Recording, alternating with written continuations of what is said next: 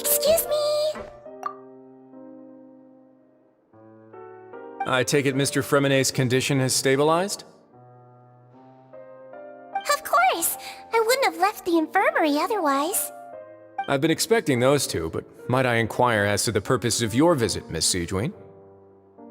I wanted to check up on Miss Cloran. How are you feeling? Mostly fine, I think.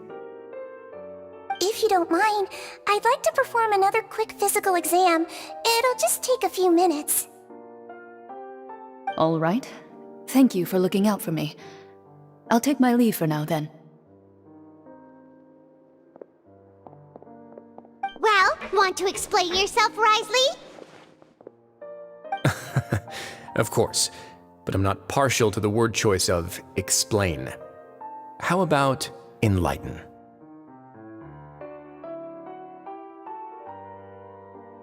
Where should I begin?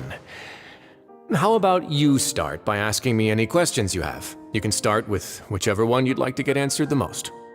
Then Paimon will begin. Did you know about Lenny's goals from the very beginning? No. I just knew they were Fatui operatives sent to the fortress by the Knave. As for their specific goals, I only figured those out as you made progress on your investigation. You managed to monitor and stay ahead of them even though you didn't know what they were trying to do? They came here with ulterior motives. I'm quite adept at discerning what that kind of behavior signals.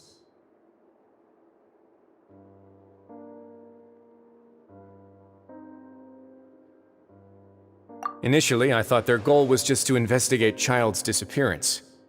Linny suggested that I had deliberately let him escape, but in truth, I didn't really do anything special to help or hinder him while he was here.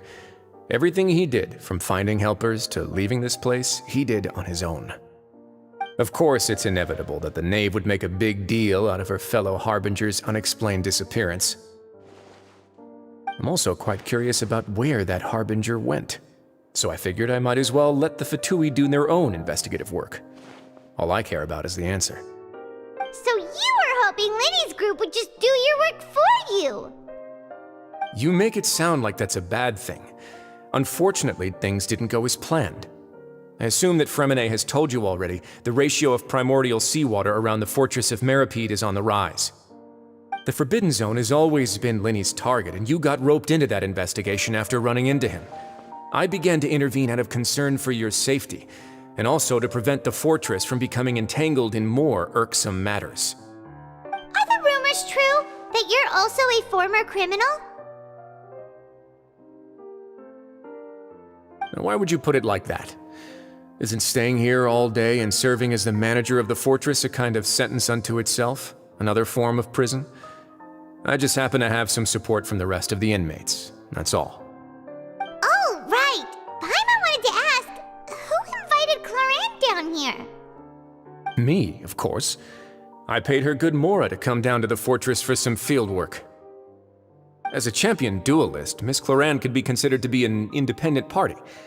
I needed to find an exceptionally capable person to help me get through the impending crisis. And saving Fremenet was part of that crisis?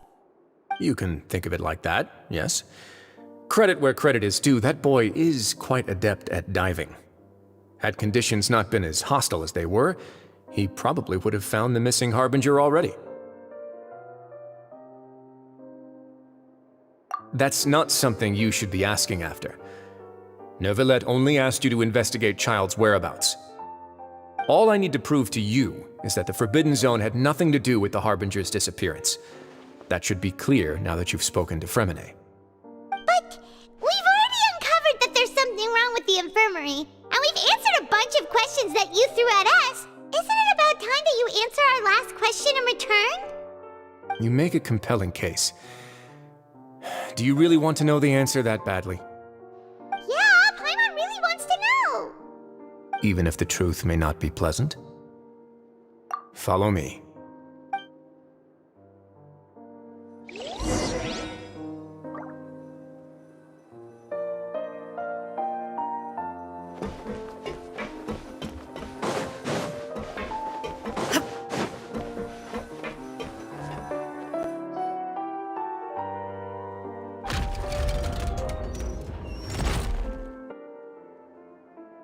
There's a hidden door here?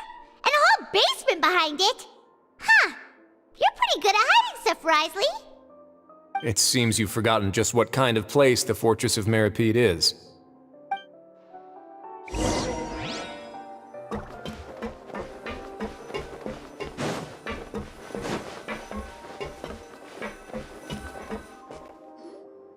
Stand on the central plate. Wait, is there a secret mechanism or... Whoa!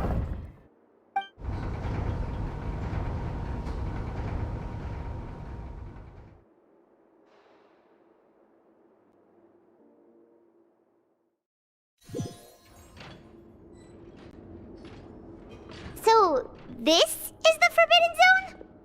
Honestly, for a place so well hidden, Paimon sure doesn't see anything special.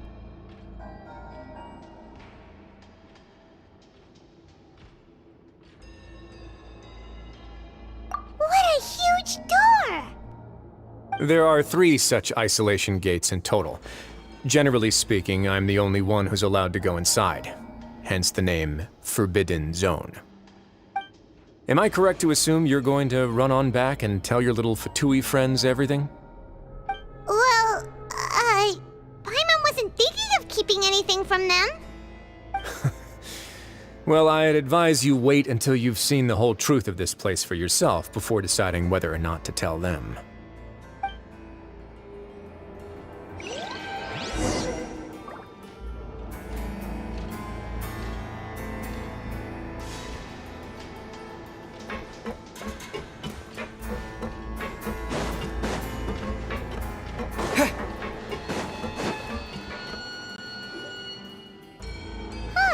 So there's a switch on the side. Stand back.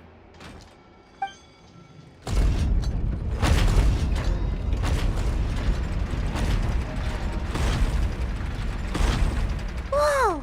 They all just went up one by one. Go on, have a look.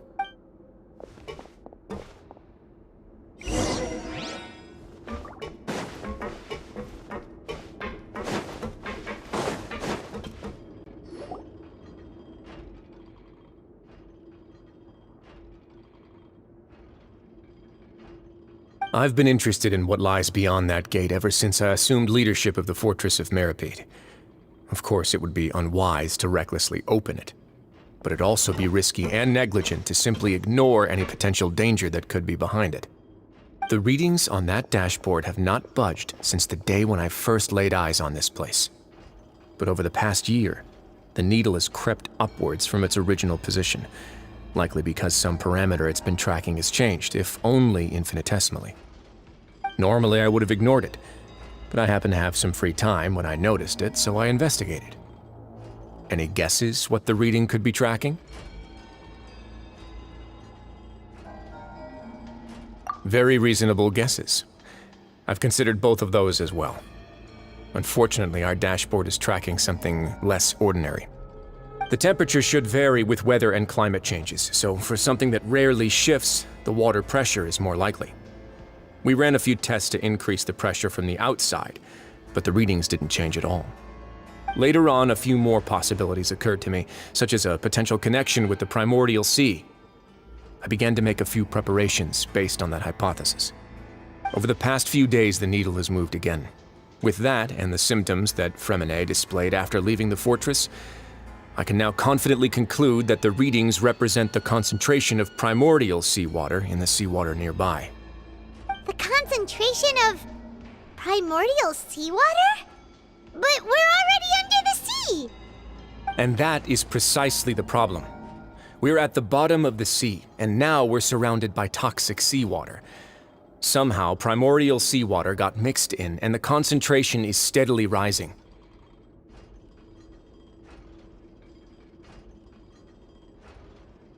Yes, that's very likely. But forget about the two of us! Not even Novelette knows where the primordial sea could be, much less where we could find and plug a leak. Oh. Oh! Seems like you've figured it out. I believe the primordial sea lies directly beneath this sluice gate. For some reason, the primordial seawater levels have risen significantly, and it's now very close to us. The indicators are now red. Although the gate still stands, some primordial seawater has already leaked out and mixed into the sea around us. If this continues, soon it will no longer be able to hold back the primordial sea at all. Yeah, you know what the legends say. If this place falls, then everyone in Fontaine will be turned into puddles in the span of a night. But that's just too weird! Why would the Fortress of Meripede be built right above a sluice gate for the primordial sea? Who built this place anyway? Your expression tells me you think this might be part of a vast, complicated conspiracy. To be honest, you might find the actual answer may be exceedingly boring. It's just that the secret of the Forbidden Zone had been long forgotten by the nation before I rediscovered it with my research. There's no single founder of the Fortress of Meripede in any traditional sense. What we know about its history has been left to us by the people who used to live here. When the previous Hydro Archon Egeria ruled the land, all convicted criminals from Fontaine were exiled. The people drove the criminals away like a wolf pack chasing away the banished. The criminals received no sympathy of any kind from the people. They were exiled to the desolate seaside, where they experienced only pain, struggle, and the bone-chilling cold. Some of them began to repent, and prayed to the Hydro Archon, asking if there was still anything they could do. The Hydro Archon took pity on them, and said, "You may go guard my secret, deep underneath the waves." And so, leaning on the power of the Hydro Archon, they gathered underneath the sea and began to build a fortress. They became a community down there in the deeps, and over the years helped it to grow. As the number of exiles increased, more and more people joined the community. When the first group of exiles died, they left the yet unfinished fortress to their successors. The Hydro Archon continued to lend her support, allowing the fortress and what it stood for to continue growing ever larger. Before long, this dark underwater fortress became the sinner's only home. And with that, the people here stopped referring to the fortress as a prison. They saw themselves as repenting sinners who would regain their freedom once they had sufficiently redeemed themselves. But as time went on, people also realized that the fortress was a lonely place.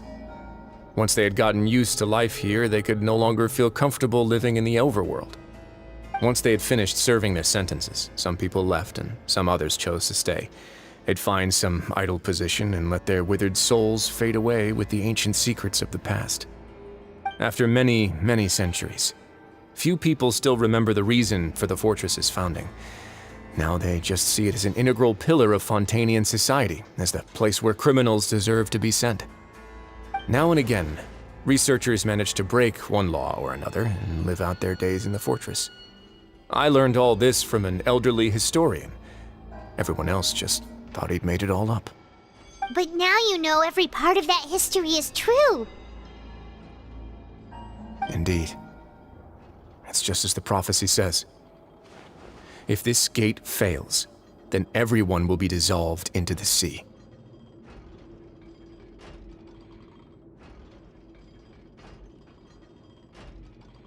To be frank, not really. But sadly, that hasn't stopped this prophecy from proving all too accurate. Prophecies are troublesome things. Just hearing one will create the first wave of panic. Seeing signs of it will bring about the second, and actually witnessing it in real time, the third.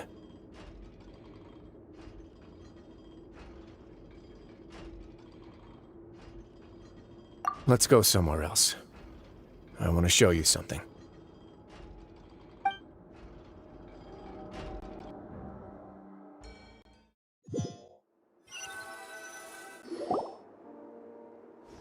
This is it. Your Grace, perfect timing. The results from our last round of experiments have... Wait, Jurier, he's not alone! Huh? Lorvine and Jurier? No need to panic, you two. I've already told them about our plan. What? After you warned us not to tell a single soul about any of this? I'm skeptical as well. Are you sure they are trustworthy? The results speak for themselves, don't they? These two may already know more than you could ever imagine. All right then, if Your Grace insists.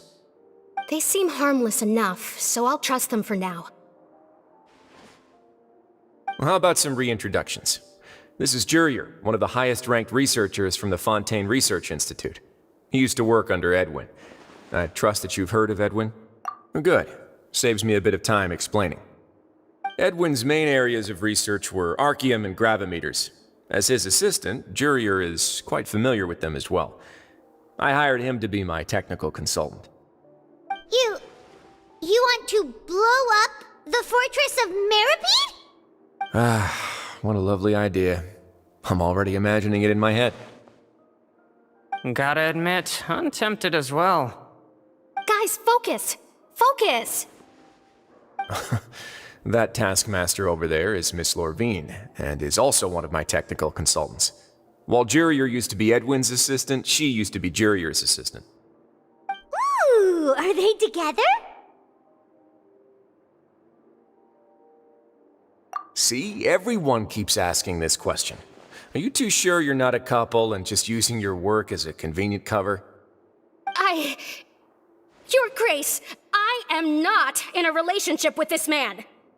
If I dated her, I'd officially be madder than Edwin.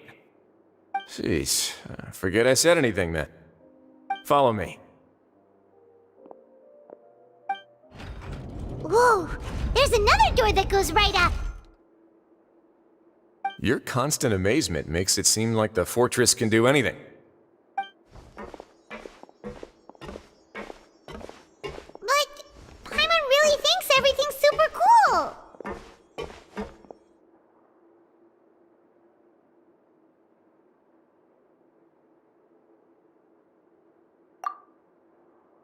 Well, let's spice it up a bit. And here you go.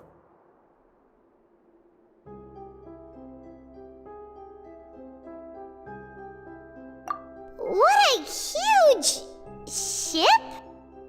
This is also a production zone that Paimon's never seen before. What's going on? How much do you know about Fontainian history? Not much at all. Well, then maybe you haven't heard the story of ancient Lemuria. To give you a quick rundown, Fontaine used to be ruled by the Lemurian dynasty.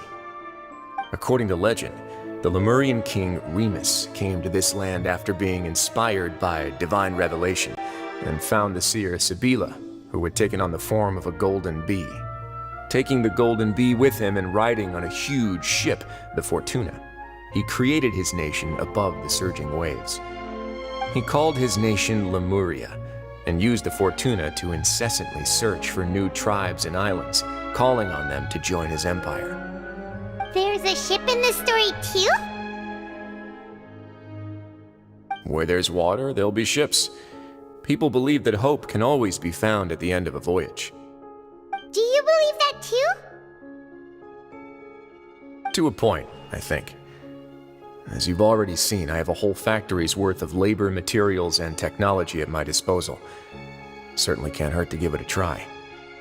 So the moment I began to speculate that the primordial sea might lie underneath the gate, I also began this project. Were you inspired by the legendary Fortuna?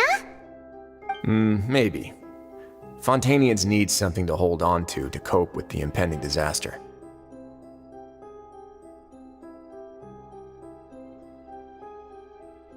Were the workers to find out the truth behind this ship, riots would destroy the fortress faster than any catastrophe.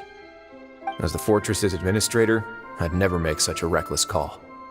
Alright, that's enough talking for now. I'll need another 3 cups of tea to soothe my throat. Do you have any other questions? Seems like you're good. Come on, I'll take you back.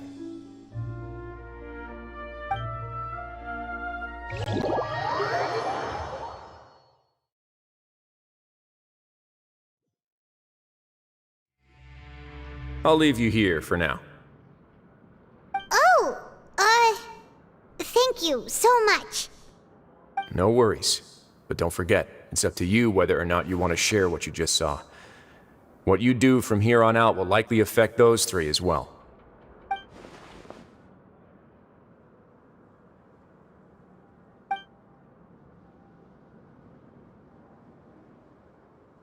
Yeah, we'll put a lot of thought into it for sure.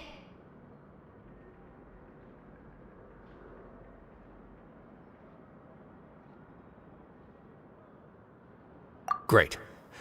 I look forward to what happens next.